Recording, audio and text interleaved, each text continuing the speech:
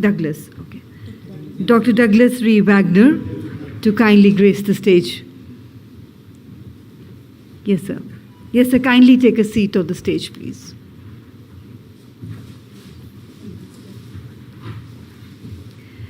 And His Excellency, Mr. Hugo Javier Gobi, Ambassador of Argentina and India, to kindly grace the stage.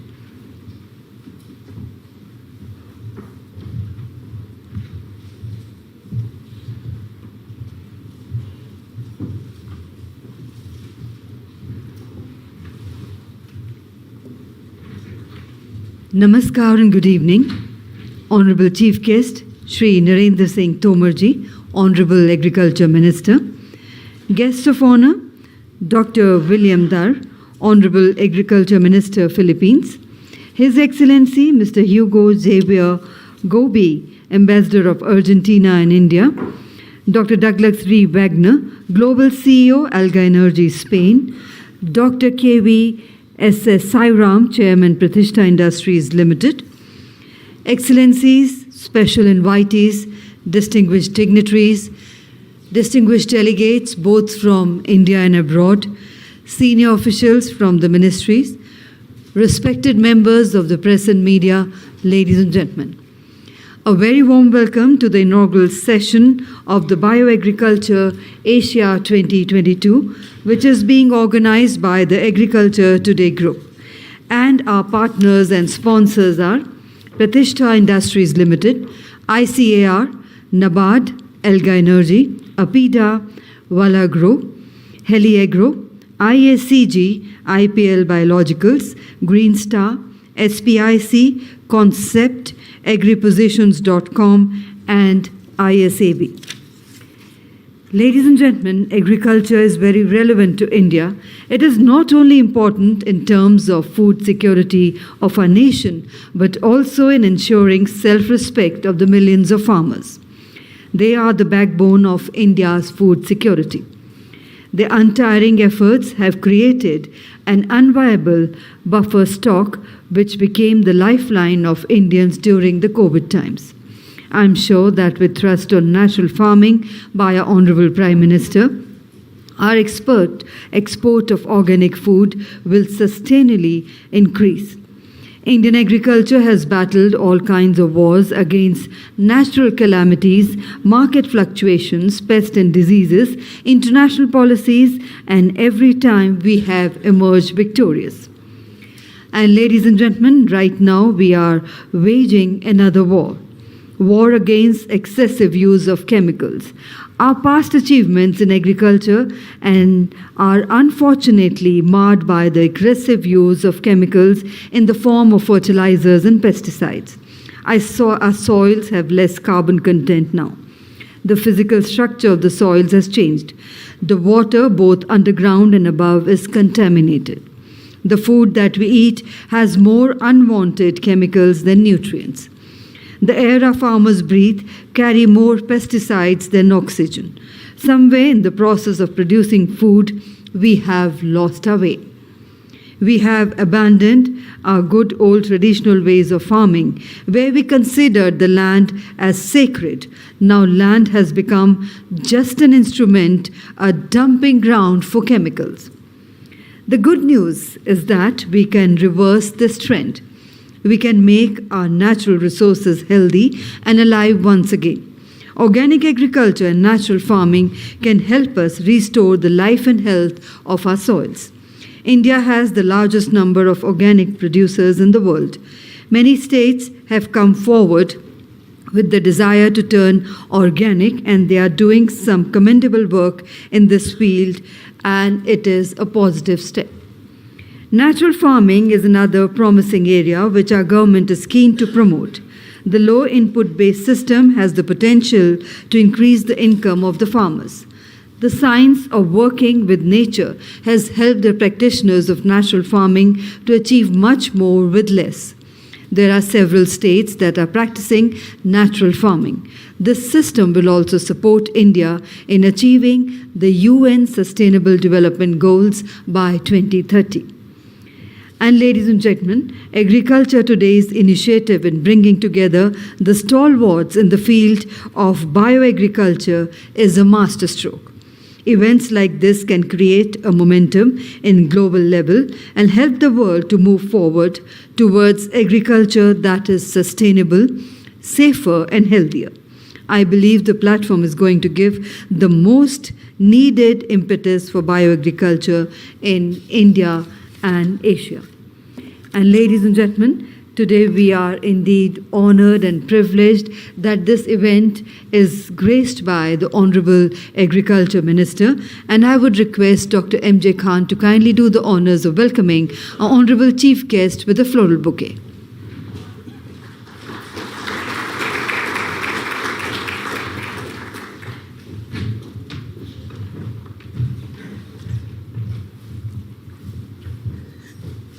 आपका हार्दिक धन्यवाद sir, आपने अपने कीमती समय में से वक्त निकाला.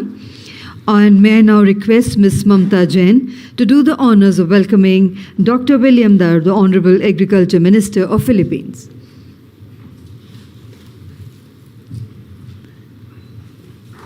A warm welcome to you, sir. May I now invite Ms. Anjana Nair to do the honors of welcoming His Excellency Mr. Hugo Javier Gobi, Ambassador of Argentina and India, with a floral bouquet.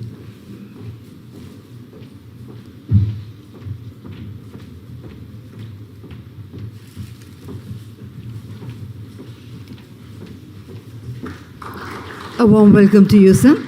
May I now invite Ms. Rajni Chopra to kindly do the honors of welcoming Dr. Douglas R. Wagner, Global CEO of Alga Energy, Spain, with a floral bouquet. I would request Ms. Mamta Jain to do the honors.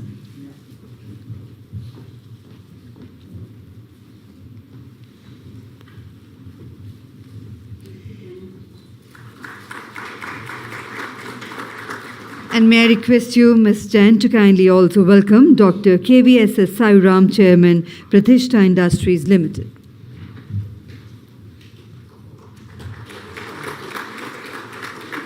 Thank you very much indeed. And ladies and gentlemen, may I now invite Dr. M.J. Khan, President, Agriculture Today Group, to kindly propose the welcome address.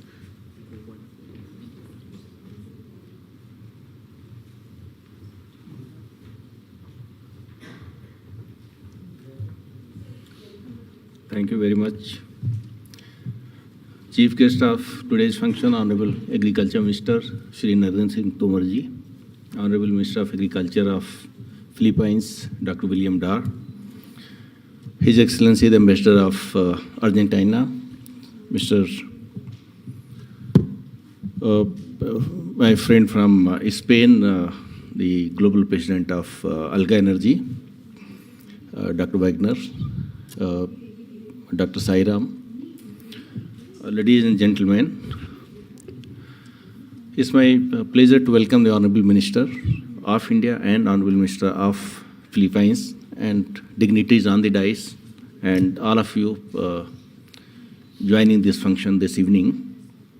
It's indeed a very important day today because after the call given by the Honorable Minister, Prime Minister himself of bringing about a revolution for natural farming, something which we witnessed last 2 decades or so worldwide, is increasingly all the key stakeholders in the agriculture system realizing the unsustainability of chemical farming have been moving towards that. So a call by the highest office of this country was needed for a kind of energy and boost to what we had been talking about all these years, and that has finally happened. So this conference comes in the backdrop of that, because first, probably this kind of conference, after the call by the Honorable Prime Minister of taking the country's agriculture towards natural farming system, is taking place. And we have seen how the call of the highest office makes the difference. When this second term of this government, the Honorable Prime Minister's first public statement that we need to double the agricultural exports by 2022 to $50 billion and by 2025 to $100 billion, and we saw the results on the ground. every stakeholders got on board. There was a new found energy. Everybody started contributing, and finally, what we saw in 2022, we crossed $50 billion. So the call of the Honorable Prime Minister for converting traditional, chemical agriculture, taking it to natural way of farming, I think is going to have its impact, big impact, and finally we will achieve what the vision of the Honorable Prime Minister is. But it is not the vision of Honorable Prime Minister alone. The entire country has been thinking in that direction. He only gave a call of the feeling and imagination that all of us had all these years. In fact, India traditionally had been practicing Jaivik Kheti, and traditional treasure of knowledge that we have, that is getting now scientifically verified and implemented on the ground after a long spell of almost 5 decades of chemical agriculture. But everything has a time context. When we needed to increase the food production, there was no other way but go for chemical fertilizers and go for chemical pesticides. And the country achieved that objective. Today, almost every commodity India is either self-sufficient or surplus, except edible oils. And I think that also, with little change in policies, which under the leadership of the Honorable Agriculture Minister is happening, so soon we'll be almost free from the imports of all major commodities, including the edible oils. Then comes the focus on exports. But most important is the health dimension. So today, the 2 objectives that we needed to achieve, and one objective is completely achieved, that is food self-sufficiency. The other objective of healthy food production and sustainable food production. That is the objective that we all are assembled here to find the solutions as to what could be the workable models and how each of the stakeholders is going to play its role in achieving that vision and that objective.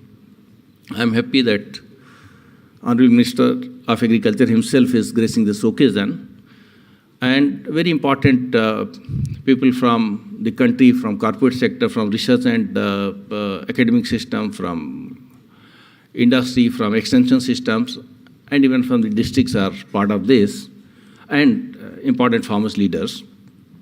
Together, certainly you will find solution to the problem that we are facing. But some of the key challenges that Honorable Minister, I wish to draw your attention. Number one, production of quality bioinputs. That's a challenge. If natural farming becomes a movement, which of course we are witnessing now, we need to jack up the production of quality bioinputs by almost 100 times. That's a big challenge. And what we were discussing just a few minutes before, that district level production plans have to be come up. And that's where Dr. Sai Ram has his own vision and plans. We'll discuss that. Second is the enforcement, because for a long time, we were deliberating upon for the last almost 20-25 years that whether the market should mature first and then the large companies which are quality conscious should get into the market, or they should get into the market and then they develop the market and it matures. I think most of the companies which are so far in chemical inputs, whether pesticide or fertilizers, they are slowly building their portfolio of bio-inputs. So that's a very healthy sign. Europe may have led the movement in bioagriculture, which is known by many other names, eco-agriculture, and with slight difference, and organic farming and so on. But India has a big role to play. The way this is becoming slowly a big national movement, I am sure that India can show way to the world. And its models are to be adopted by many other countries, because our traditional knowledge and the strength of our scientific institutions put together will be able to come out with the workable models which are practiced not only in India but many other Asian countries and African countries, certainly if not Europeans, are going to adopt that. That is where our responsibility increases. In fact, we'll have to look at organic farming and natural farming system from a little global perspective. What works in India, that's of course is very important, but also what work in other countries, because we'll have to lead, because many countries are looking up to India for leadership and guidance. Second thing is, sir, that quality enforcement is very, very important, both streamlining the registration system and the enforcement of quality. If bioagriculture has become a movement truly profiting the farmers. And third, of course, the states and the industry are to be taken on board, and I am very happy that rupees 2,100 crore budget is planned by the Ministry of Agriculture. I am sure that if industry is invited to partner in that, and the states are invited to partner in that, because state after state are coming up with their organic farming plans, so then this budget gets 3 times more, and that will have a very good impact on what we intend to achieve. Then, of course, organic value chain development is another very important area that need to be looked into. But equally important is the procurement of the state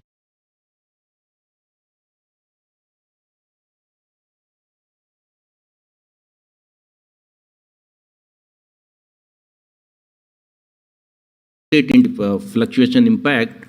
I think procurement by the state agency of the organic food products is also equally important. Lastly, sir, as I studied agriculture and many other people present here, the entire education system has been, or curriculum has been built around the chemical farming systems. So a very major boost is to be given where the education system is entirely reoriented to natural farming system, because then the product that comes out from the university and colleges is going to be there in the system for next 40 years to play some role. So if they are oriented to the natural farming systems and biological agriculture, then probably their entire orientation will lead to more meaningful engagement in terms of translating this vision into reality. And lastly, I would say that global learnings that are available, that need to be documented and contextualized, if those can work in India, and based on that we come out of our recommendations and solutions and the models. So that will help on a sustainable basis of what we need to achieve and take forward from here onwards. Thank you very much. Thank you.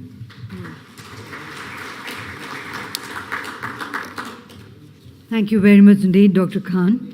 So, ladies and gentlemen, after that warm welcome of all our dignitaries and guests, we now begin with the proceedings of the inaugural session.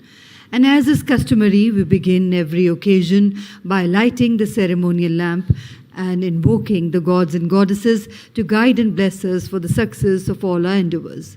May I now request our Honorable Chief Guest and other dignitaries to kindly do the honors of lighting the ceremonial lamp and formally inaugurating today's event. माननीय मंत्री जी से निवेदन है कि कृपया वे दीप प्रज्वलित कर आज के कार्यक्रम की शुरुआत करें.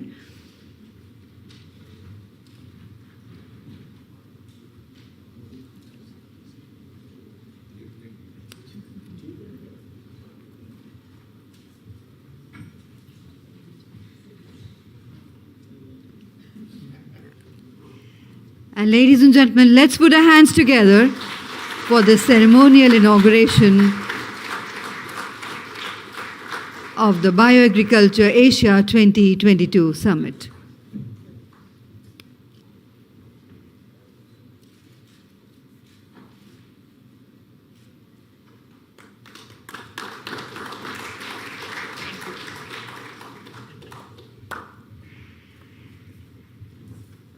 Thank you very much indeed, sir. And now, ladies and gentlemen, I have the proud privilege in inviting Dr. KVS Sairam, Chairman, Pratishtha Industries Limited, to kindly address the august house present here. Please put your hands together to welcome him.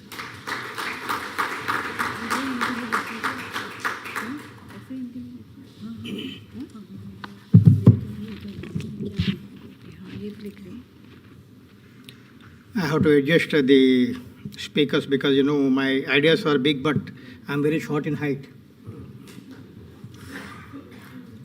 On behalf of Pratishtha family, let me take opportunity of inviting Honorable Agriculture Minister of Government of India and Honorable Agriculture Minister for Philippines, Dr. William Dar, and very important dignitaries on dais and off the dais. Warm welcome to all of you and very good evening to all of you. I would like to hear good evening from all of you because Honorable Minister has to hear and the voice from AG BioAg 2022 has to go to PMO office. Very good evening to all of you. Thank you a lot. Thank you very much. Madam Mamta, to show our gratitude and honor, the team of BioAg wishes to honor Honorable Agriculture Minister with a special organic cardamom garland bought from all the way from Kerala just to honor him, because this is a very specific item. Come fast.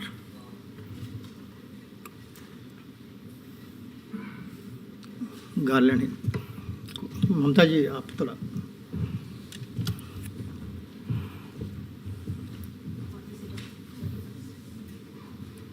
Raja, no moment.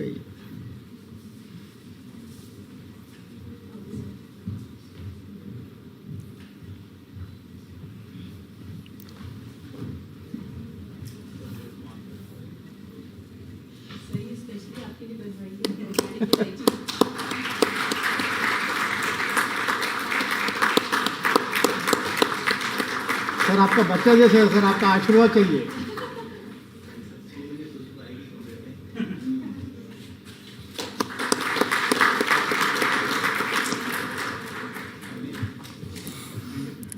My dear friends, I would like to narrate a small story here. How come this BioAg Asia 22 is taking place today? Let me say that all credit goes to Dr. M.J. Khan. We met casually for a tea in JW Marriott exactly about 2.5 months back. And then he was narrating that Dr. Sairam, I used to conduct BioAg programs, but because of COVID from 2018 or 2019, we are not able to conduct the program. I think, what do you think of it? I said, sir, when we want to do something, we should not think twice. We should do it immediately. And Pratishtha is good there for you. Please go ahead.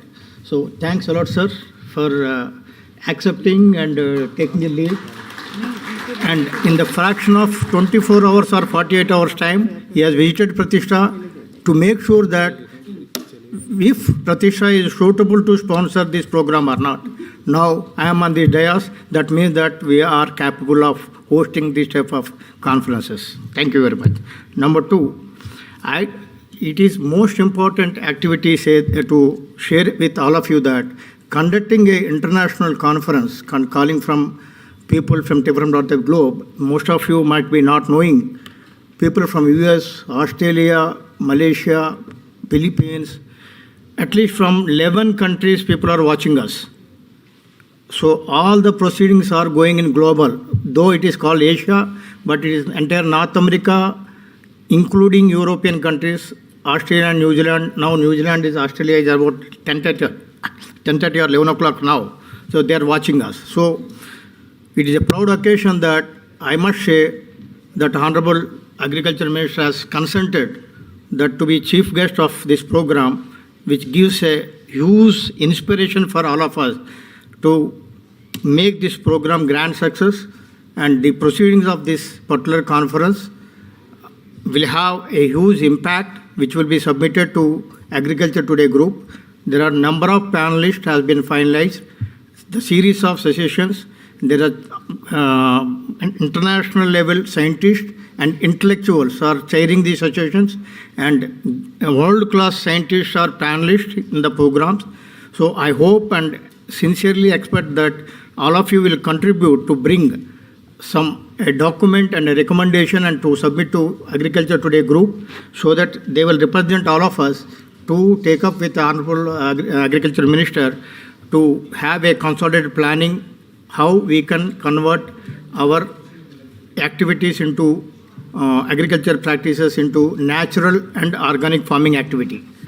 Here, Honorable Prime Minister mission is that natural farming and organic farming. How it can happen? It can happen only when we are self-sustainable in all respects. Therefore, I have shared a vision program to Dr. M.J. Khan, which will explain or narrate at a later stage. Shortly, I have already narrated to Honorable Vice Chancellor. It is about a rural development activity.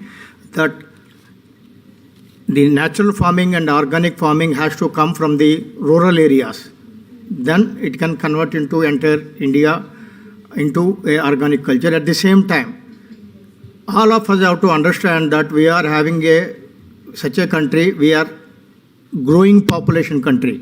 So any recommendation or any decision which we take and give it to the Honorable Minister, which should not impact on food safety and food security.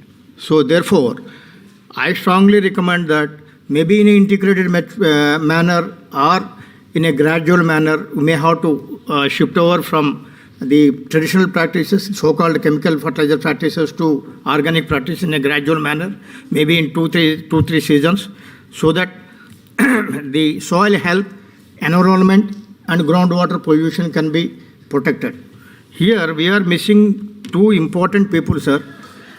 Minister Sir, there is a world-renowned scientist and a world record scientist sitting backside. He can't walk. Dr. Verma, can you please raise your hand, sir? He has published. साहब वो अपना career में is 84 years, अभी तक 101 किताब छपा हुआ है. 101 किताब. He published 101 books in bioorganic agriculture. Can you imagine that? Is a Bible. He is a microbiologist, and he was a professor for JNU. Now he is a deputy vice chancellor for our Amity University. So the leader should sit at front, but he has a knee problem, so he was sitting backside. Sir, hats off to you. And when Government of India, Madam, you have given me 7 minutes. I am completing in 7 minutes. When Government of India has announced that NAAP program, National Agricultural Initiative Project under CSIR, ICR, they have developed a lot of technologies.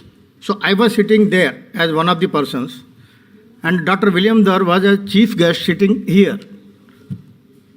He used to give me signal because we used to have some sort of a understanding, eye-to-eye understanding, that when some technologies, inventions, hats off to ICR scientists, to be honest with you, under NAP project, there are so many technologies have been developed. Unfortunately, few industries have only taken up. We have taken more than 22 technologies from ICR, and one such technology, Minister Sahab, black carrot बनता है अपना राजस्थान में, वो cattle feed को feed में जाता है. सो ऐसे CSIR अपना ICR ने एक टेक्नोलॉजी डेवलपमेंट किया, वो ब्लैक कैरेट से नेचुरल कलरेंट्स बन सकता है और उसको उसके साथ एक फार्मास्यूटिकल प्रोडक्ट बना सकता है. ऐसा टेक्नोलॉजी ICR का साइंटिस्ट ने बनाया हुआ है, बट शेल्फ में है, तो इंडस्ट्री को पहुंचवाना है. तो विलियम दर यहाँ बैठ के मेरे को इशारा किया, ये टेक्नोलॉजी ले लो. When somebody have told nanotechnology, he has given me a hint, take this technology. So he is the man who has huge impact in Pratishtha, that we could able to bring out a world-renowned technologies, and now I can proudly say we are a global leader converting agricultural producers which are non-edible grade. I am repeating. We are members of Food Safety and Standard Authority of India, so we cannot work against food safety and security. So non-edible grade agricultural producers are being converted into carbohydrates, converted into glucose through fermentation, and producing biopharmaceutical products, food ingredients, organic agri inputs, organic nano fertilizers, organic livestock feed supplement. These are all India is importing. We have done such an invention having around 15 patents to our credit, and all credit goes to ICR because these technologies, basic concept is ICR. So therefore, I have a folded hand submission for all ICR scientists who have done a fantastic job to bring revolution for the agriculture, which has to go to a common man, which has to reach to the common man. This is where I must appreciate. Just we were having, after Dr. M.J. Khan visit to our factory, I can tell you, calculate and tell you, साहब हमारे पास खाली 58 दिन का था, उतना ही time था, 55 दिन 56 दिन उतना ही टाइम था. तो साहब ने टारगेट दिया कि फलना तारीख को अपना प्रोग्राम करना ही करना. ये लेडी को मेरे को छपाया. ना वो सोया ना हमको सोने दिया. The team from ATG, hats off, 24 hours. I saw midnight, 1 o'clock, 2 o'clock. Somebody from America has posted whether this ATG people sleeps or not. I said there is something called, more than the sleeping and food, there's something called passion. The ATG is working as a passion so that they bring, they bought today. You have to understand one important thing, that this ATG group has bought Honorable Vice Chancellor, Honorable our Agriculture Minister for Philippines, and high-class dignitaries on one platform, along with world-class scientists sitting here, and also industries. A scientist cannot do anything without the industry. It is a deadly combination of scientists, academic institute, and ICR on one platform. Therefore, I can assure you on behalf of small group of the industrialists sitting here that we take the ICR technologies and invention to the common man, and will work as a bridge between ICR and the common man. This is our promise and commitment. हाथ जोड़ के साहब हम आपको विनती करते हैं कि हमारा जो इरादा है उसके लिए आपका आशीर्वाद चाहिए, बस उतना ही है. बाकी काम हम करता रहेंगे. आप टारगेट दे दीजिए, हम करता रहेंगे sir. I am sorry, I am using our local language because sometimes we have to use our local language to communicate very easily to understand each other. So I apologize, but the message I'm talking between us, not to abuse anybody. Sorry. What he's saying is that we will set a target for us and we will accomplish. He's requesting Honorable Minister, sir.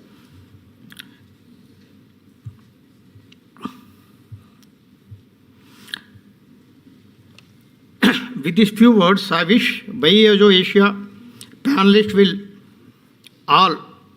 will do the best to bring recommendations and provide their recommendation in a consolidated manner to ATG group, who will represent all of us to the ministry, and to make sure that the latest Biostimulant Act or how these all new innovations can be reached to the common man, so that the Prime Minister's, Honorable Prime Minister's mission of a natural farming and organic farming, and reduce the chemical fertilizer consumption and take care of food safety and security arrangements are met. These things will be happening by the end of this forum. So my humble submission for all panelists, kindly contribute to your best possible extent so that we can prepare a proceedings and submit to Honorable Agriculture Minister. Thanks a lot. Thank you very much indeed, sir. And thank you very much indeed for that gesture of gratitude towards the Honorable Minister. For the benefit of all our audience, ladies and gentlemen, the garland that was presented to the Honorable Minister was made of elaichi, which is a spice in India. It has a very nice smell. You all would be knowing that. And now, ladies and gentlemen, I would like to invite Dr. Douglas Ree Wagner, Global CEO, Algae Energy, Spain, to kindly do the honors of saying a few words. Ladies and gentlemen, put your hands together to welcome him. Thank you very much. It's a pleasure to be here, and really an honor to be here at the presence of the Honorable Minister Tomar, our Honorable Minister from the Philippines, Mr. Dar, and the Ambassador, Mr. Gobi. Other panelists, thank you very much. Our other members for being here. I'm very much enjoying this as we get started. I'll try and keep my remarks short so we can stay on track. But this is for me personally, a very important date. It was exactly 30 years ago, in 1992, that I first came to India and came to Delhi as an advisor for the United Nations and in the United Nations Atomic Energy Agency, where the United Nations was evaluating a brand new technology for agriculture, the technology that we now refer to as GMOs. In my early career, I was instrumental in developing some of the discoveries of genes that help plants transition from producing leaves to producing flowers and seeds and fruits many years ago in my early work.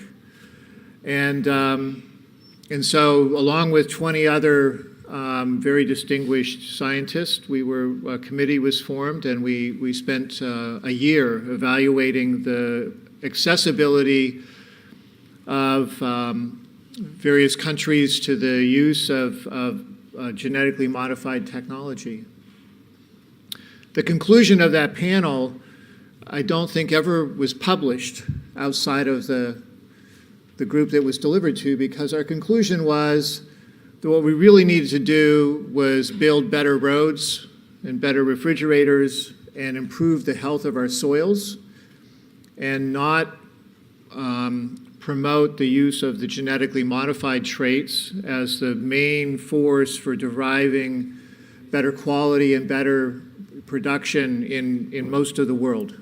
Some of the world's agriculture's systems, GMOs, make good sense and they work very well, but in other systems it just didn't make sense. So it's somewhat astonishing. It's actually very amazing now that 30 years later, I'm here to participate in a conference that's focused on bioagriculture, of natural solutions to help solve those very problems that 30 years ago we thought a much more sophisticated type of technology was going to be required to use. And in fact, we've been proven that that hasn't been required. I'm here in part to also represent Alga Energy, a company that I'm very proud to be leading their agricultural efforts. We're taking advantage in what we do with our company to extract from the world's oldest origin of plant material, from single-cell algae, the single cells that first inhabited our oceans some 2 billion years ago and have evolved to also harvest and cultivate on the land. The many amazing properties that those organisms have that promote in a very natural way the growth and development of crops. And we've come full circle in that. Because one of the things that we've discovered, and I've discovered in the many years that I've been working in developing natural solutions to help promote a sustainable approach to agriculture, to help regenerate soils, not just make a sustainable system, but a regenerative system where we actually put more life back into the soils after we harvest our crops. One of the things that we've discovered is that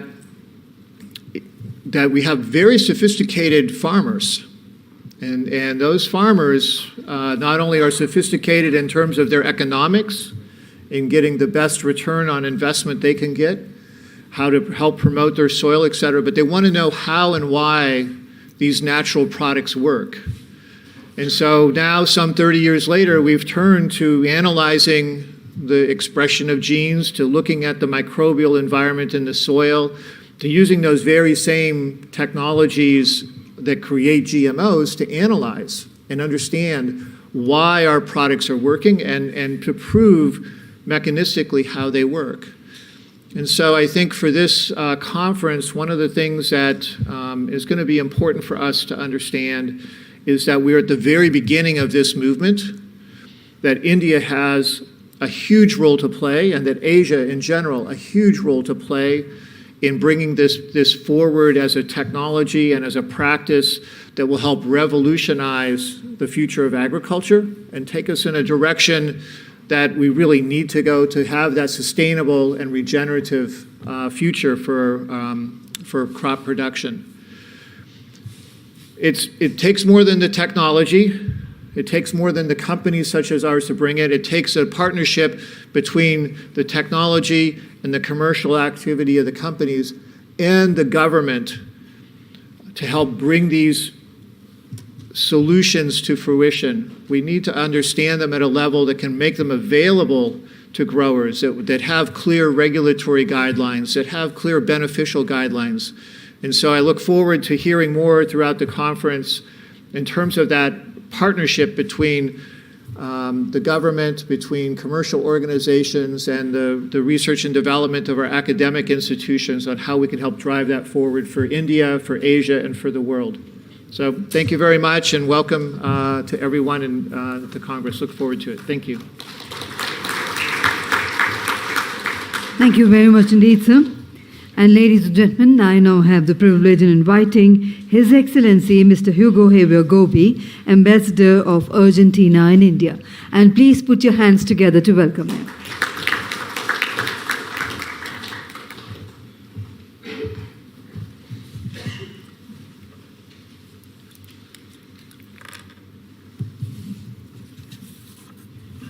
Well, I feel humbled being here talking with specialists and with authorities on the issues of agriculture.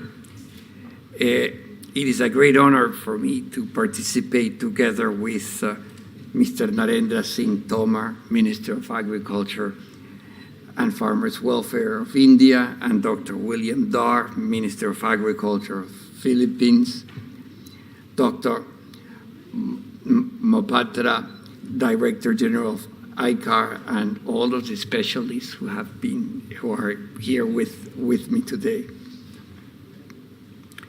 Prominent guests, ladies and gentlemen, it is a pleasure to address the BioAgriculture Asia Show 2022 on issues of great significance. And what I am humbly able to provide is a diplomatic perspective to the issue. It is an honor to be able to share some thoughts and ideas. I would like to thank the organizers and congratulate Agriculture Today Group for such a warm welcome and excellent organization.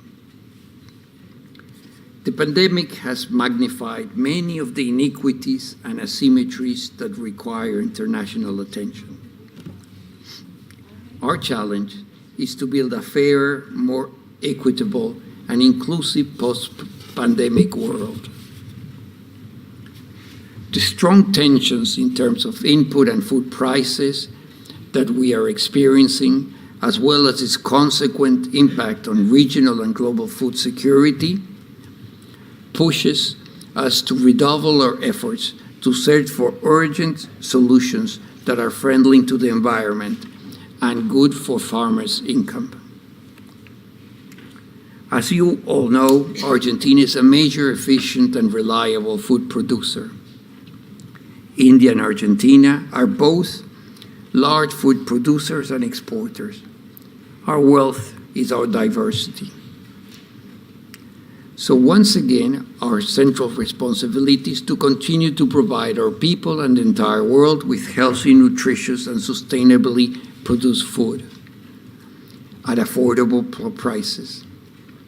It is imperative to produce more and better food in a sustainable way, as well as reduce their loss and waste.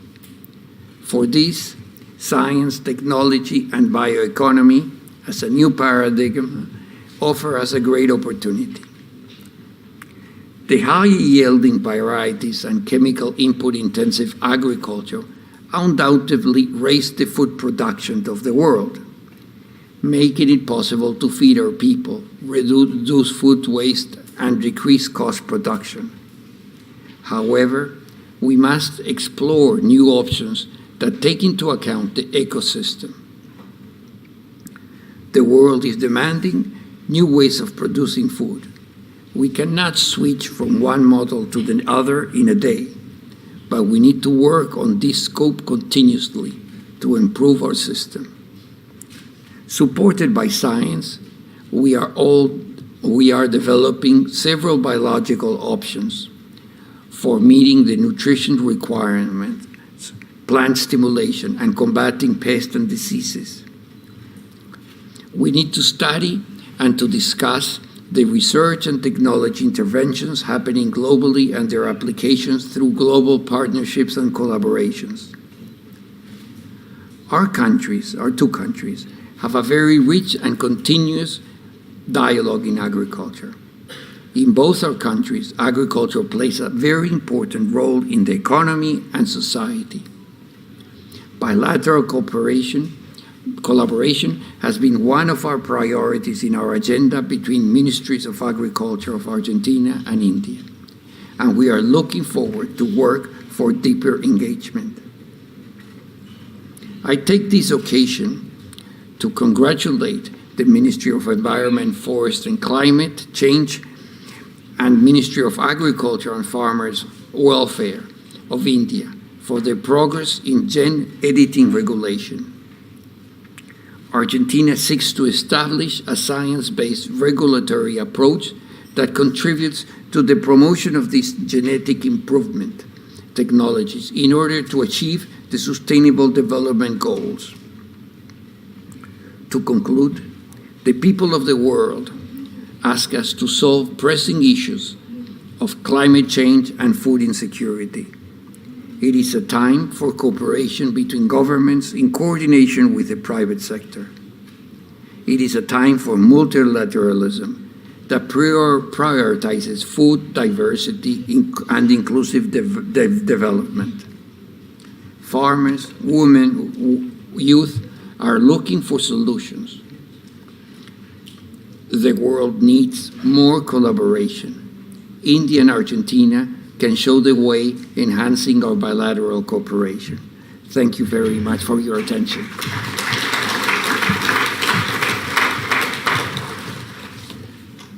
Thank you very much indeed. And now, ladies and gentlemen, I would request the Honorable Chief Guest to do the honors of launching the Asia BioAgriculture Forum. And for the launch, I would also like to invite all the members. Dr. KVSS Sauram is here on the stage with us, Dr. MS Reddy, Dr. Neelam Patel, Dr. Prem Warrior, Dr. KVSS Sauram is here on the stage with us, Dr. MS Reddy, Mr. Vipin Saini, Dr. Ashok Yadav, Mr. Uzefa Korakiwala, Dr. KVSS Sauram Sharma, Dr. Santosh Sahane, and Dr. PVSM Gauri. All those members who are present here are kindly requested to join us on the stage for the launch of the BioAgriculture Forum.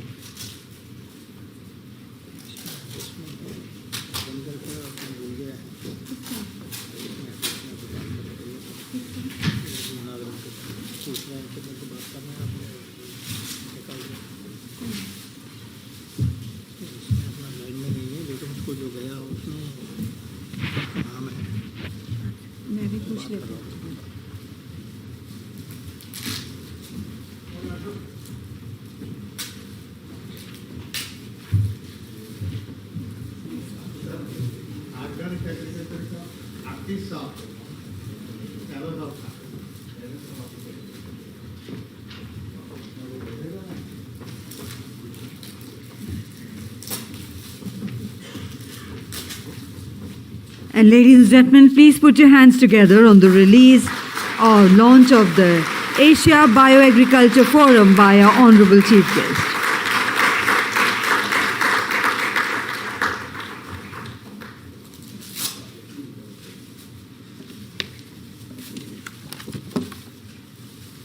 Ladies and gentlemen, the objectives of this forum are to provide a common platform for the stakeholders in bioagriculture to share their success stories, latest products, advanced technologies, and bioagriculture models, to discuss policy, trade, technology, and business in biocontrol, biofertilizer, and biostimulant industry in India and the Asian countries, to discuss research and technology interventions happening globally, trends, development, dynamics, and their applications in Asian countries through partnerships and collaborations, to discuss the opportunities and scope and problems, to develop agendas for discussion with policymakers, and jointly creating solutions and a roadmap for the adoption of bioagriculture.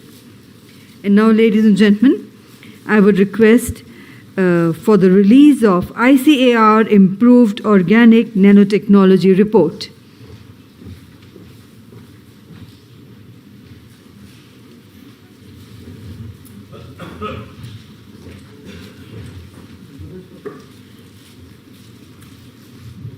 And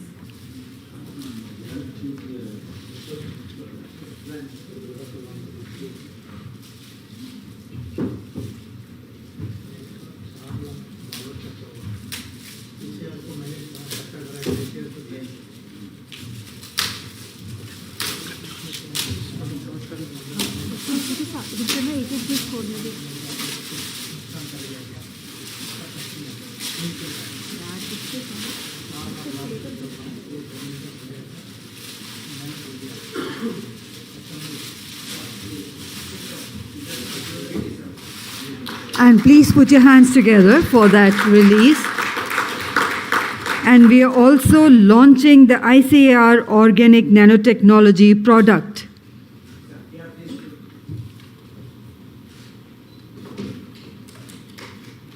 This report is material safety data sheet for organic nano fertilizers.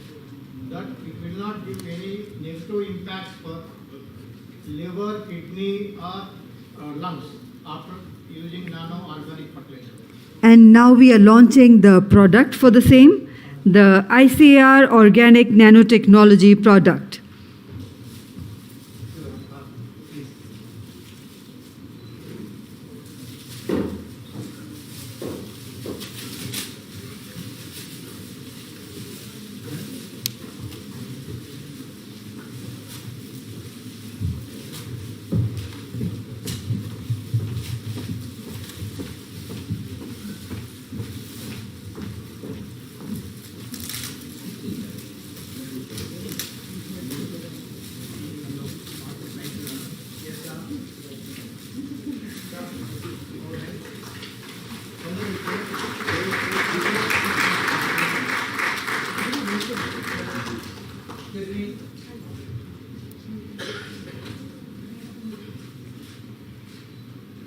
And finally, I would request the Honourable Minister to release the report on bioagriculture.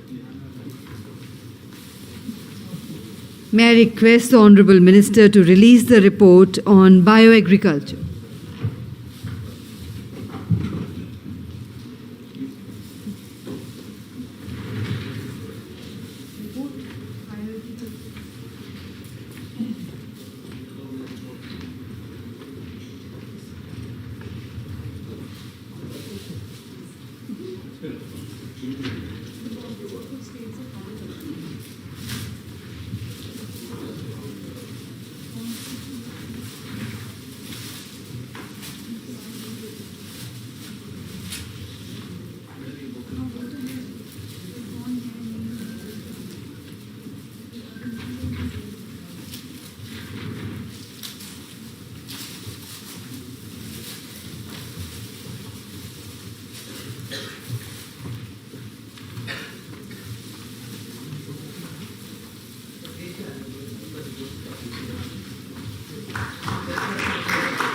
And that is the release of the report on bioagriculture.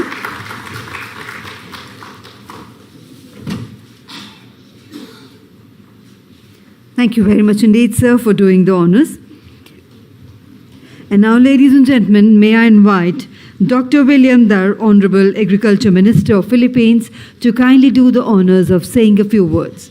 And ladies and gentlemen, let's once again put our hands together to welcome.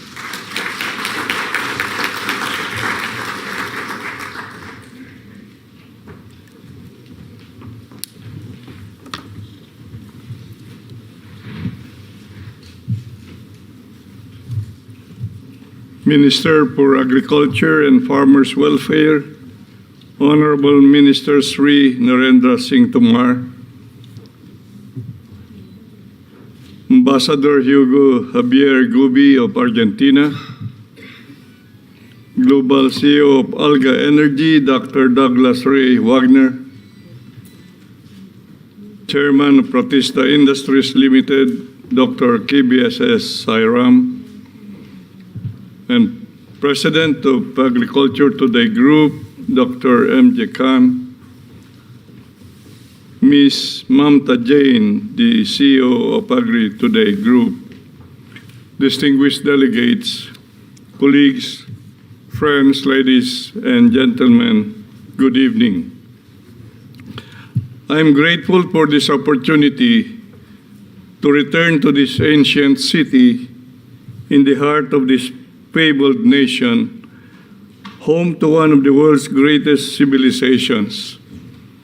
It is some sort of a homecoming for me, having lived in India for 15 years as the Director General of the International Crops Research Institute for Semi-Arid Tropics.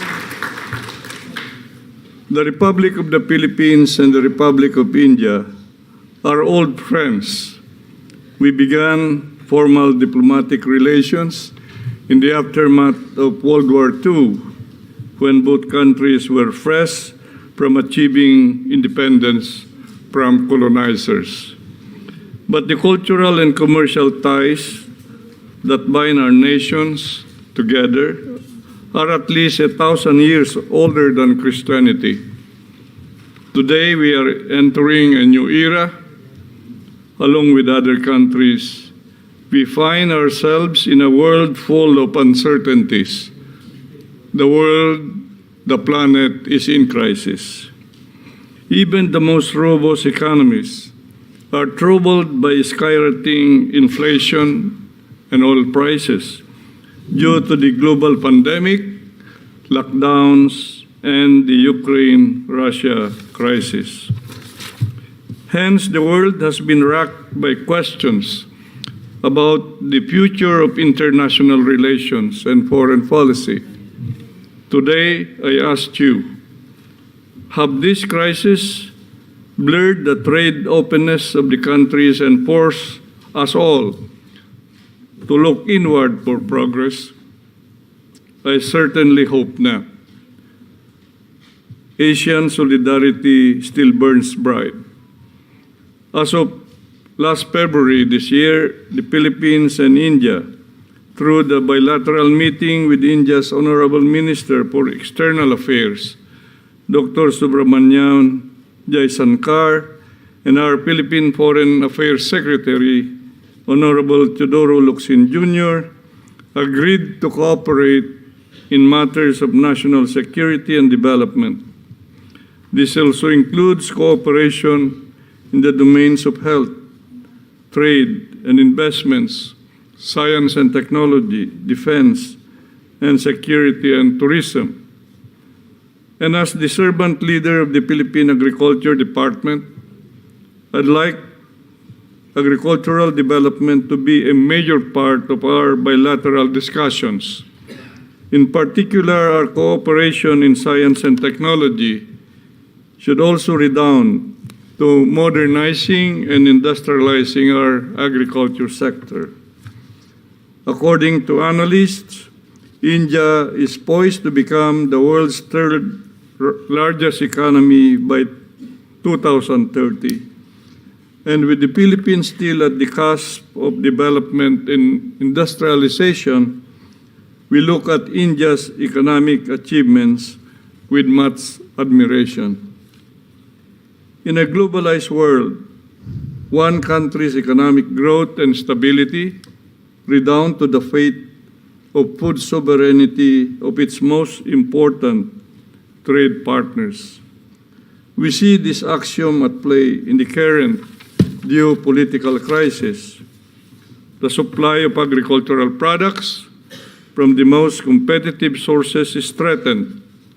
The global supply chain is once again choked, with many of the goods stranded in the Baltic area. Even before the war in Ukraine broke out, fertilizer prices have been rising.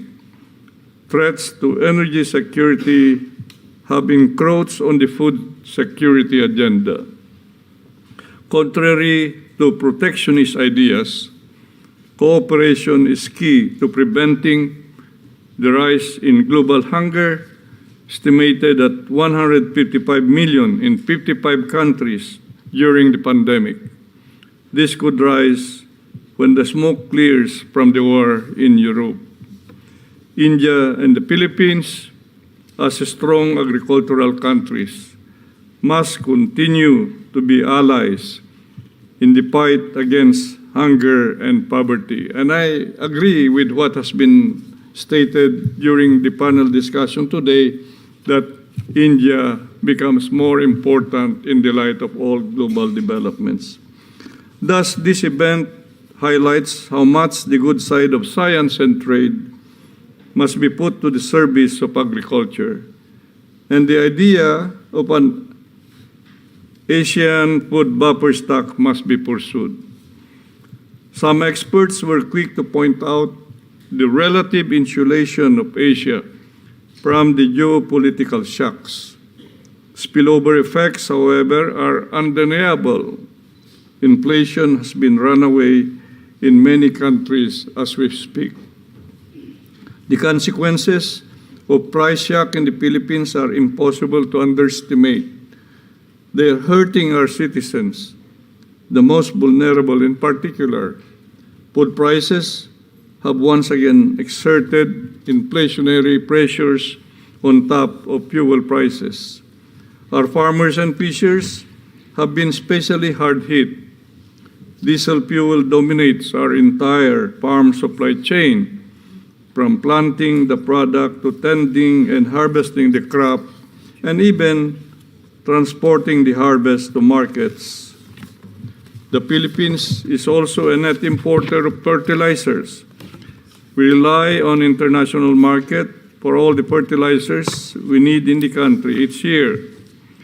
As of February, the retail price of our most commonly imported fertilizer, that's urea, ranged between $45 to $52 a bag. Right now, we are exploring a variety of ways to lower the Filipino farmers' cost of production. We intend to achieve this objective even as we continue to ensure the sustainability of our farming enterprises, and we are banking on science and technology for solutions.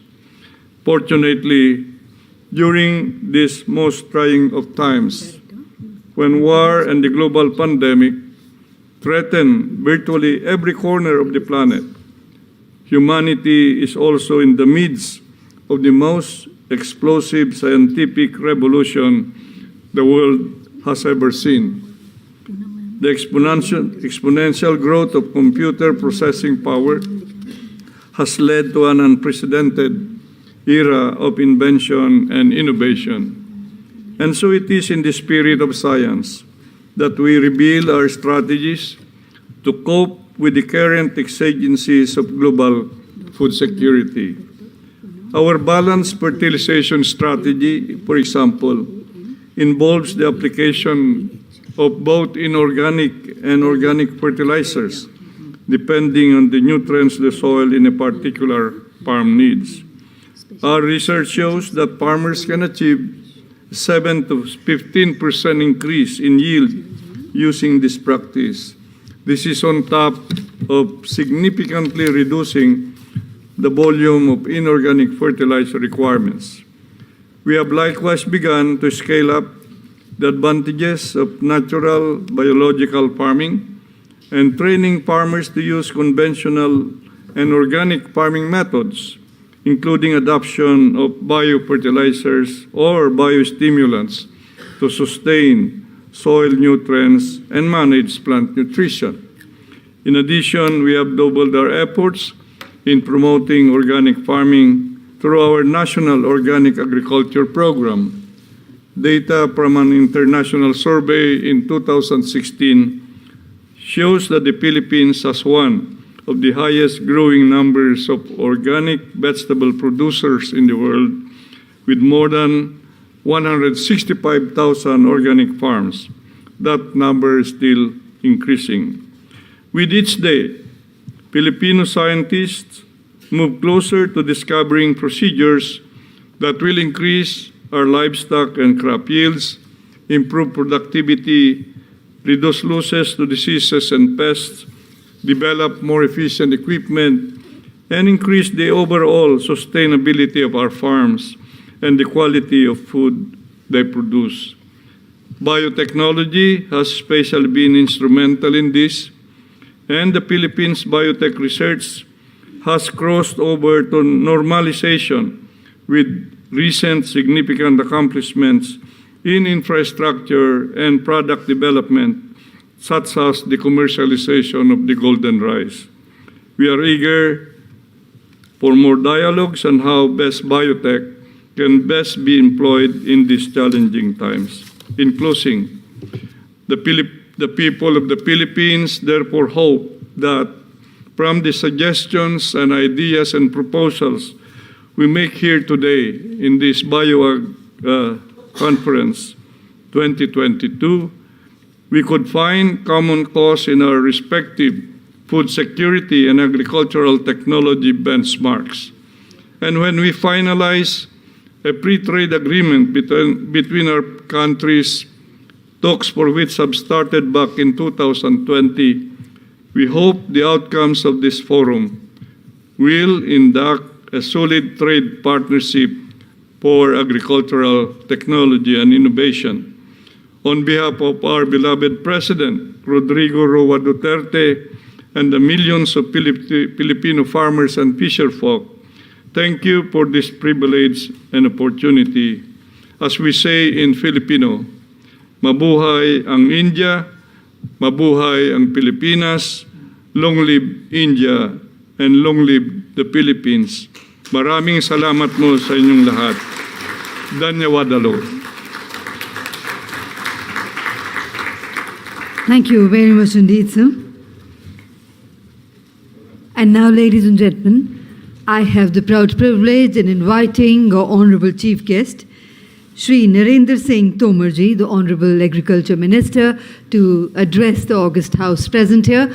Ladies and gentlemen, please put your hands together to welcome him.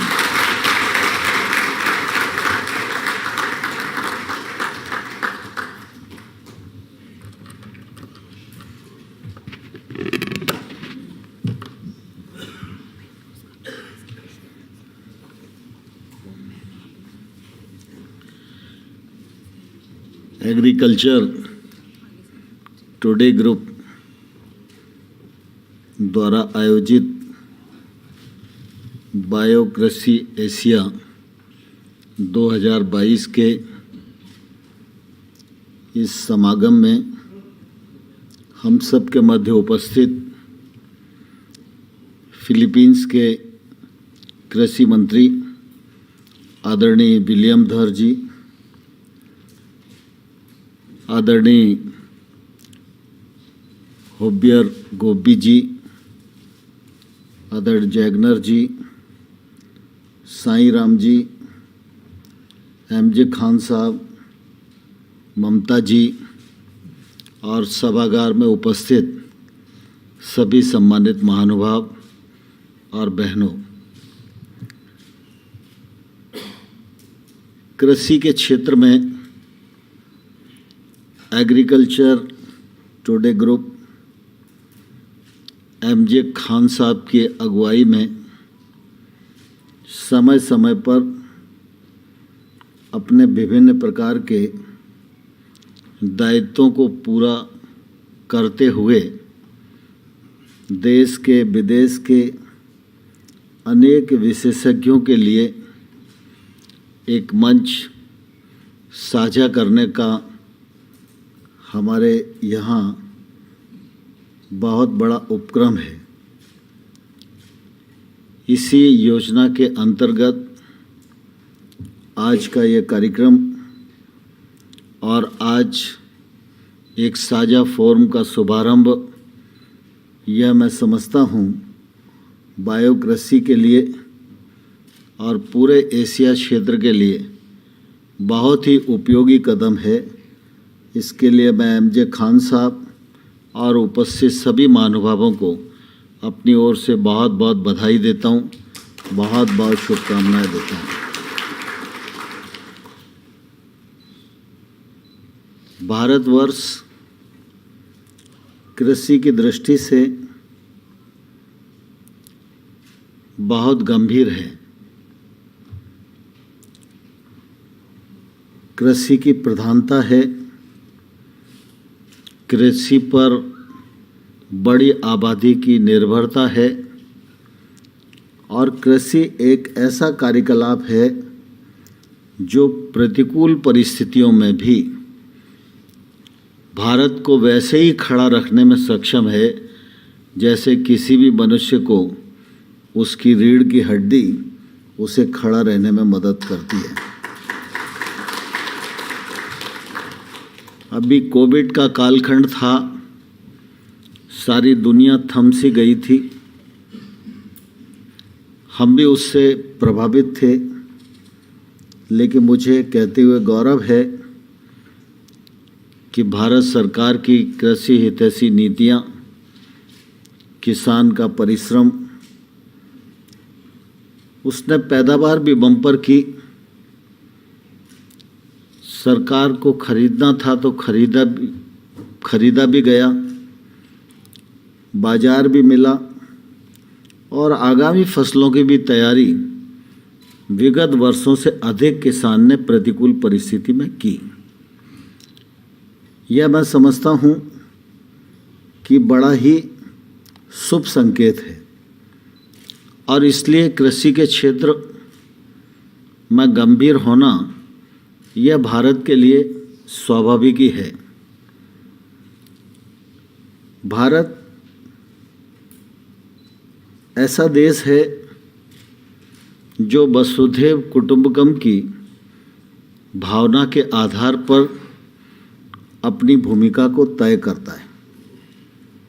सारी दुनिया को वसुधा मानना, सारी दुनिया से अच्छा ज्ञान प्राप्त करना, अपना अच्छा ज्ञान दुनिया में बांटना और सारी दुनिया एक साथ मिलकर बढ़े, सब सुखी रहें, समृद्ध रहें, शांति से रहें, ये भारत की हमेशा से प्राथमिकता रही है। और मुझे इस बात का गौरव है कि प्रधानमंत्री नरेंद्र मोदी जी ने भारत की इस सैद्धांतिक ताकत को पूरी दुनिया में स्थापित करने में सफलता प्राप्त की है और लगातार प्रधानमंत्री जी इस कोशिश में रहते हैं कि सारी दुनिया से हमारा संबंध अच्छा रहे और सारी दुनिया में भारत का सहयोग जितना जा सकता है जाना चाहिए। कृषि के क्षेत्र में भी फिलीपींस के मिनिस्टर साहब यहाँ बैठे हैं, अर्जेंटीना के एम्बेसडर यहाँ बैठे हैं। इन देशों से तो हमारा संबंध है ही, यह संबंध अच्छा है, व्यापारिक संबंध भी है, सांस्कृतिक संबंध भी है। यह और बढ़े और मजबूत हो, यही भारत की प्राथमिकता है। लेकिन इसके साथ ही साथ हमारी कोशिश हमेशा यह रहती है कि दुनिया के सभी वो देश जो हमें कुछ सिखा सकते हैं या हम उन्हें कुछ सिखा सकते हैं, तो आगे बढ़कर हमें ही हाथ बढ़ाना चाहिए, चाहे वो मानवीय पहलू हों, चाहे एक दूसरे की मदद के पहलू हों, चाहे सांस्कृतिक संबंधों के पहलू हों, चाहे शांति को स्थापित करने की दिशा में, चाहे आतंकवाद को समाप्त करने की दिशा में। अगर हमारी पहल दुनिया को उपयोगी हो सकती है तो यह पहल करने में भारत कभी पीछे हटा नहीं।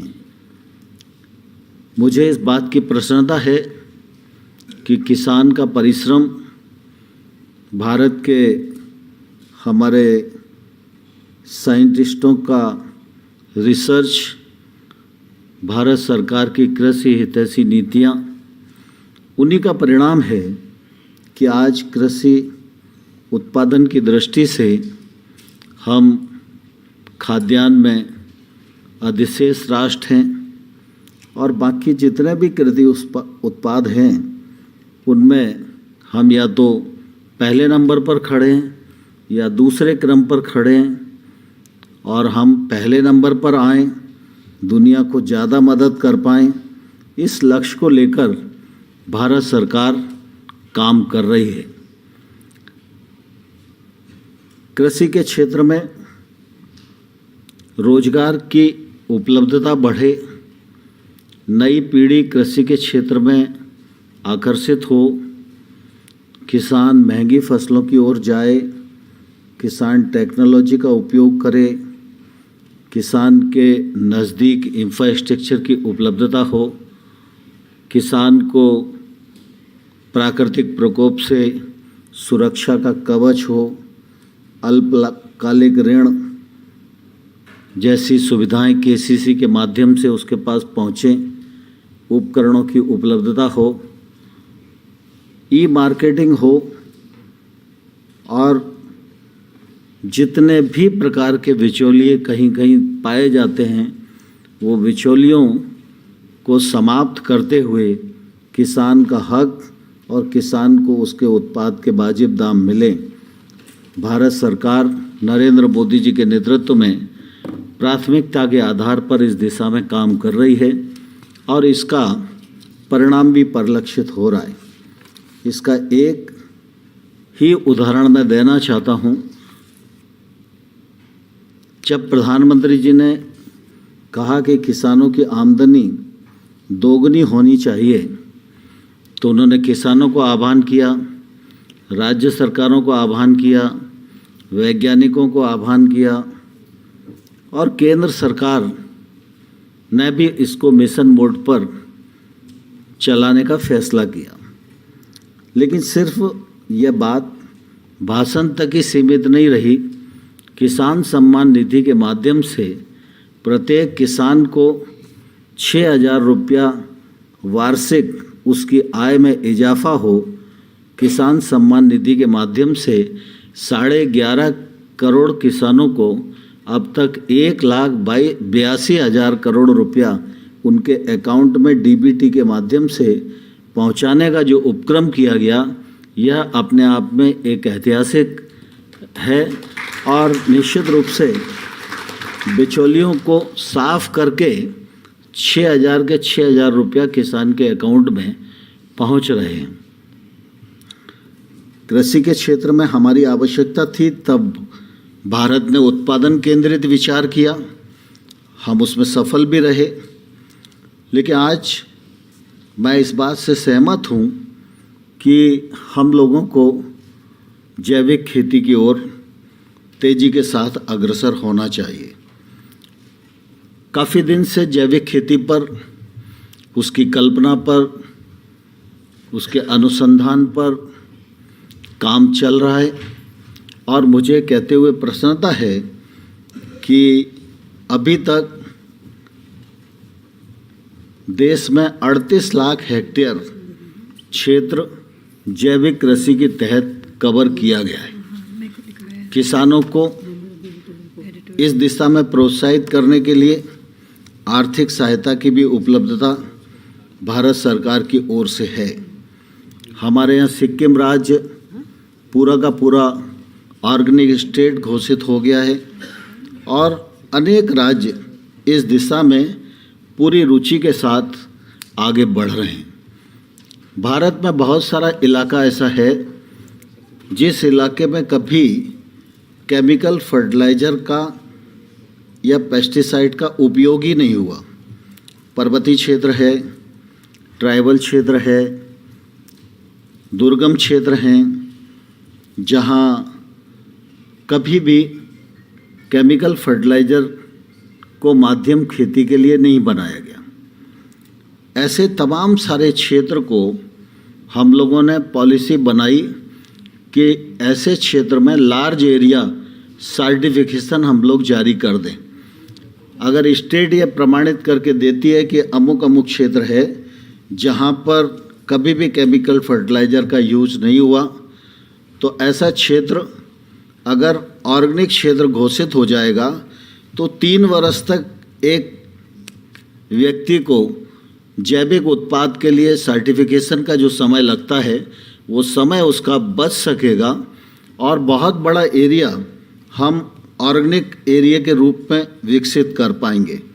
इस नीति के तहत अभी अंडमान निकोबार और लद्दाख ने प्रस्ताव भेजे थे और इन दोनों क्षेत्रों में हम लोगों ने लार्ज एरिया सर्टिफिकेशन कर दिया है। मुझे बहुत प्रसन्नता है कि स्वाभाविक रूप से उत्पादन बढ़ना एक पक्ष है, लेकिन उत्पादन की गुणवत्ता ये और महत्वपूर्ण पक्ष है। लेकिन अब हमारे यहाँ सरकार की मदद से जो तकनीक पहुँच रही है, 10,000 FPO की मदद से जो टेक्नोलॉजी किसान तक पहुँच रही है, इसलिए किसान भी अब अपने उत्पाद की गुणवत्ता अच्छी करने की ओर दृष्टिगत हो रहा है। अब उसे लगता है कि उसके उत्पादन की गुणवत्ता ऐसी होनी चाहिए जो वैश्विक बाजार में वह प्रतिस्पर्धा कर सके।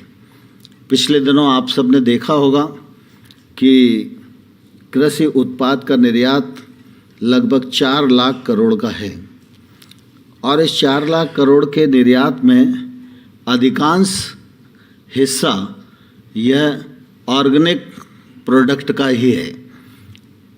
पूरी दुनिया में आज ऑर्गेनिक प्रोडक्ट की मांग बढ़ी है। इस आवश्यकता को पूर्ति करना भी निश्चित रूप से ज़रूरी है। इसलिए इस विषय पर विमर्श होना, इस विषय पर और जागरूकता फैलाना, इस विषय के लिए और आगे बढ़कर काम करना यह समयानुकूल है और यह चुनौती एग्रीकल्चर टुडे ग्रुप ने स्वीकार की है। यह मेरे लिए बहुत प्रसन्नता की बात है। इसलिए खान साहब और उनकी टीम को मैं हृदय से साधुवाद देना चाहता हूँ। मुझे इस बात की भी प्रसन्नता है कि हमारे प्रधानमंत्री जी की बहुत दूरदृष्टि है। जब उन्होंने जैविक खेती की बात की तो जैविक पर बल दिया, लेकिन प्रधानमंत्री जी यही नहीं रुके। प्रधानमंत्री जी ने प्राकृतिक खेती पर भी बल दिया है। पिछले दिनों आणंद में एक बड़ी कॉन्फ्रेंस हुई और उस कॉन्फ्रेंस में लाखों किसान जुड़े थे और वहाँ पर भारतीय प्राकृतिक कृषि पद्धति जो खेती है उसको लॉन्च किया।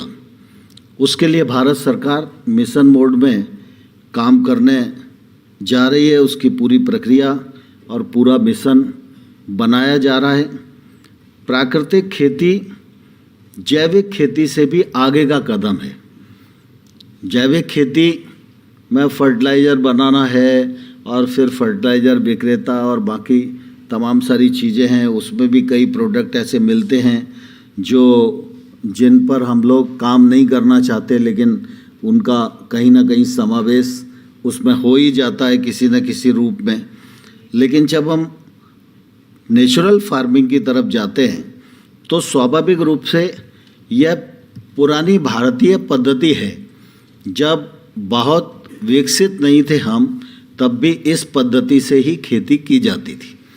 ये अलग बात है कि उस समय हमारा खेती का रकबा कम था, उस समय उपकरण कम थे, खेती में निवेश नहीं था, टेक्नोलॉजी नहीं थी, सिंचाई के साधन नहीं थे। उसके कारण निश्चित रूप से उतना रिसर्च भी नहीं था। इसके कारण उतनी उत्पादकता भी नहीं आती थी। लेकिन प्राकृतिक पद्धति खेती अपने आप में निश्चित रूप से एक अच्छा उपाय है, जिससे किसान की खेती में लागत भी कम आएगी और किसान को कोई भी ऐसा आदान नेचुरल फार्मिंग में ज़रूरत नहीं होगी जो किसी दूसरे पर निर्भर करता हो। अगर देसी गाय का गोबर चाहिए तो देसी गाय उसके घर में हो सकती है, बहुत आसान बात है। देसी गाय का गौमूत्र चाहिए, वो उसको आसानी से उपलब्ध हो सकता है। थोड़ा सा बेसन चाहिए तो हर गरीब से गरीब किसान के घर में बेसन होता है। थोड़ा सा गुड़ चाहिए तो गुड़ की उपलब्धता भी आसानी से हो सकती है। थोड़ा सा नीम चाहिए, थोड़ा सा धतूरा चाहिए, थोड़ा सा पेड़ के नीचे की मिट्टी चाहिए। इन सब को मिलाकर ही जो है नेचुरल फार्मिंग का पेस्टिसाइड भी बन सकते हैं और फर्टिलाइज़र भी बन सकता है और उसकी उत्पादक क्षमता भी बहुत अच्छी है।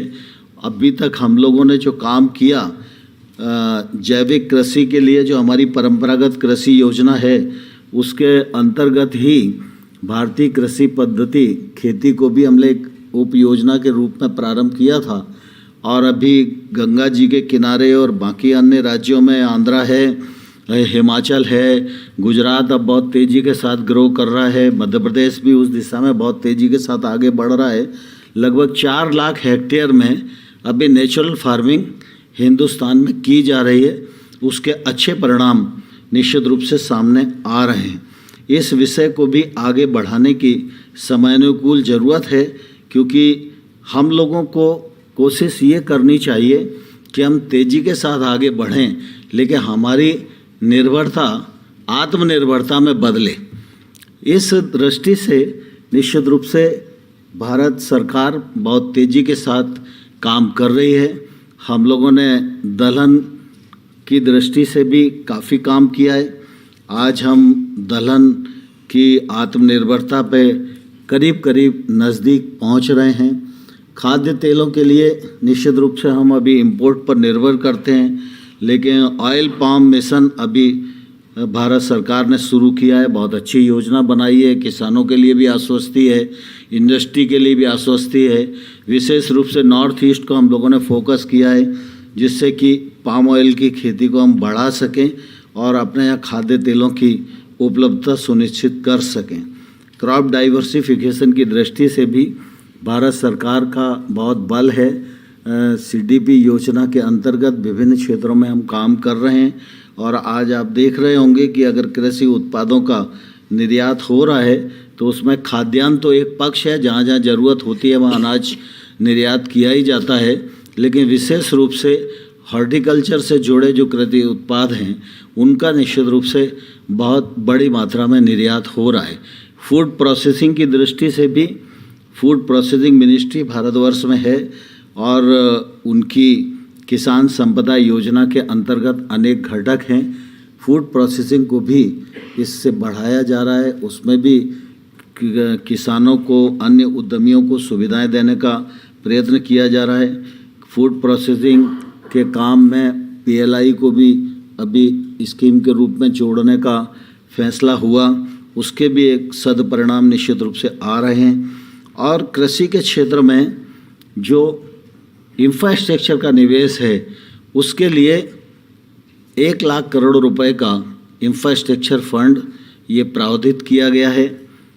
इसके अंतर्गत लगभग 8,000 करोड़ रुपए के प्रोजेक्ट बैंक ने स्वीकृत कर दिए हैं और हमारी कोशिश है कि इसमें हम तेज़ी के साथ और आगे बढ़ें। साथ ही इसी आत्मनिर्भर पैकेज के अंतर्गत 15,000 करोड़ रुपया एनिमल हस्बेंड्री के लिए, 20,000 करोड़ रुपया फिशरीज़ के लिए, 10,000 करोड़ रुपया फूड प्रोसेसिंग के लिए, 4,000 करोड़ रुपया औषधि खेती के लिए, 500 करोड़ रुपया मधुमक्खी पालन के लिए, क्योंकि हमारे देश में छोटे किसानों की संख्या ज़्यादा है। इन सारे किसानों को जोड़कर हम कृषि के क्षेत्र को भी आगे बढ़ा सकें, किसान मुनाफे की खेती कर सके, हम अपनी आवश्यकता भी पूर्त कर सकें और दुनिया को जहाँ जहाँ आवश्यकता है उसमें भी भारत आगे बढ़कर निर्यात करके अपनी भूमिका का निर्वाह कर सके। इस दिशा में भारत सरकार के सदप्रयत्न नरेंद्र मोदी जी के नेतृत्व में चल रहे हैं। आज बायोकृषि एशिया का यह कार्यक्रम है। आप सब ने अनेक प्रकार के विचार विमर्श किए होंगे, बहुत सारे सुझाव आए होंगे। खान साहब जो आवश्यक समझेंगे वो अगर कृषि मंत्रालय को उपलब्ध कराएंगे तो निश्चित रूप से हम उन पर भी विचार करेंगे। मैं इस अच्छे प्रयत्न के लिए, अच्छे कार्यक्रम को संपन्न करने के लिए खान साहब और उनकी टीम को हृदय से बहुत बहुत धन्यवाद देता हूं। और साथ ही जो दूसरे देशों से हमारे मेहमान विलियम साहब आए हैं और अर्जेंटीना के राजदूत यहाँ बैठे हुए हैं, उन सब का हृदय से बहुत बहुत स्वागत करता हूँ। आप सब का भी बहुत बहुत स्वागत। धन्यवाद। जय भारत। माननीय मंत्री जी का हार्दिक धन्यवाद। And ladies and gentlemen, for the benefit of our international delegation, the Honorable Agriculture Minister stated that agriculture is the backbone of the economy of any country, and then agriculture was a survival during the COVID pandemic. He appreciated the harmonious relationships with Philippines, Argentina, and Spain, and in the end emphasized on taking steps towards organic farming. Also appreciated the efforts of Agriculture Today Group towards bioagriculture and shared the initiatives of the Government of India towards agriculture and increasing farmers' income. And we once again thank the Honorable Minister for the wonderful address and gracing this occasion. May I now invite Mrs. Shama Khan, Editorial Board Member, Agriculture Today Group, to kindly do the honors of presenting a token of gratitude, a small memento to our Honorable Chief Guest, Shri Narendra Singh Tomar Ji, Honorable Agriculture Minister. माननीय मंत्री जी का तहे दिल से एक बार फिर हार्दिक धन्यवाद करते हैं कि उन्होंने अपने कीमती समय में से वक्त निकाला उपस्थित हुए. And we now present a memento to Dr. William Dar, Honorable Agriculture Minister, Philippines.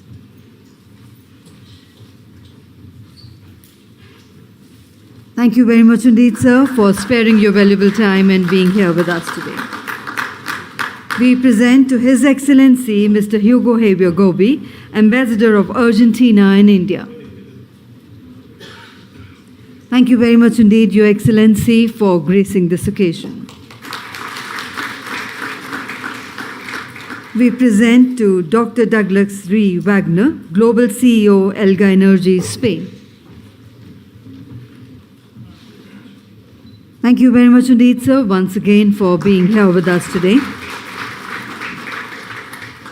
And we present to Dr. KVSS Sai Ram, Chairman, Pratishtha Industries Limited.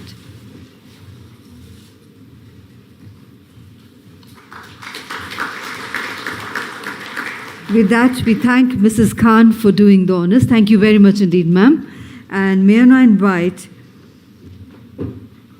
Ms. Mamta Jain, CEO and Editor, Agriculture Today Group, to kindly propose the vote of thanks.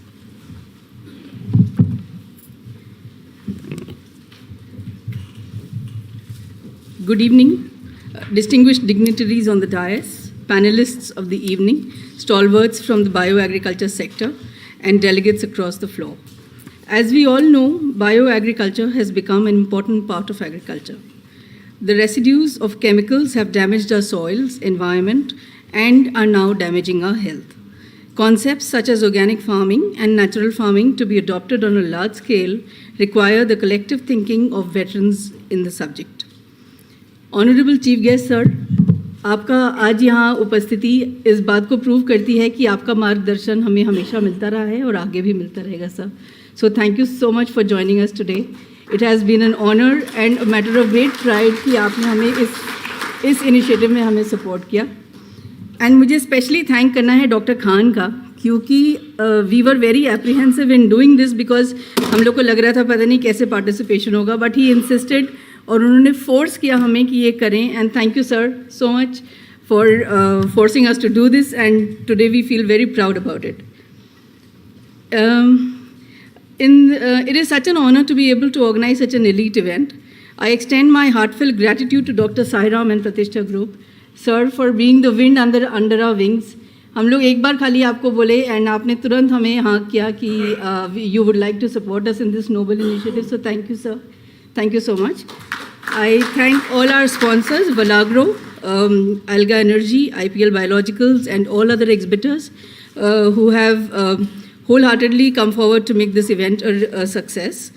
Special gratitude to all experts and delegates who will be sharing their wisdom and expertise to brainstorm on the way forward during the 2 days conclave. I, on behalf of Agriculture Today Group, extend a very hearty vote of thanks for gracing BioAg Asia 2022 with your enriching participation. I look forward to a great and enriching session for today and tomorrow.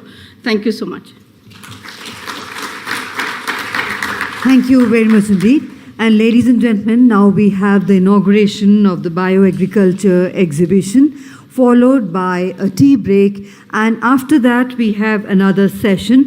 I would request all of you to be back in this hall and be seated by 7:10 for the next session. And I now request the Honorable Minister to kindly do the honors of inaugurating the bioagriculture exhibition. I would request Dr. Khan to kindly escort the Honorable Minister towards the exhibition area. And ladies and gentlemen, the tea is served on the ground floor.